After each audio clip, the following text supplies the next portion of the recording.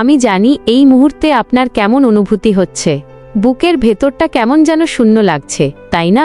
মনে হচ্ছে পৃথিবীর সবকিছু বুঝি শেষ হয়ে গেছে।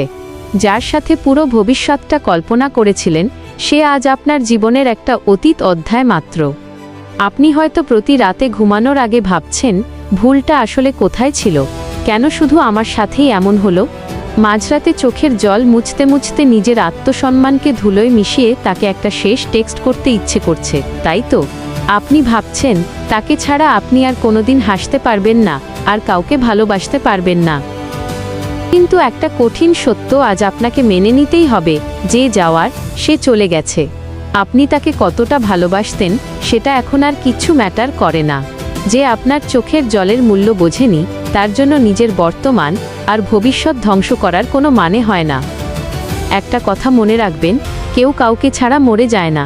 সে আপনার জীবনে আসার আগেও আপনি বেঁচে ছিলেন, সে চলে যাওয়ার পরেও আপনি বেঁচে থাকবেন।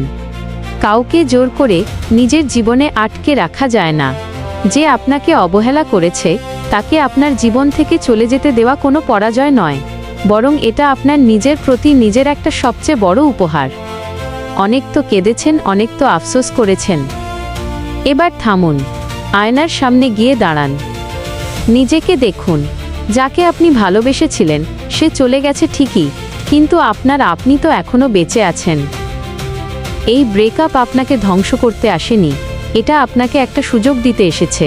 নিজেকে নতুন করে চেনার সুযোগ, নিজের ক্যারিয়ার গড়ার সুযোগ, নিজেকে আগের চেয়ে 10 গুণ বেশি শক্তিশালী করে তোলার সুযোগ।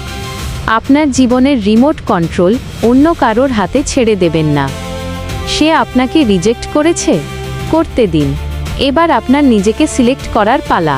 উঠে দাঁড়ান, নিজের ক্যারিয়ার গড়ুন, আর নিজেকে এমন এক উচ্চতায় নিয়ে যান যাতে একদিন সে আফসোস করতে বাধ্য হয়।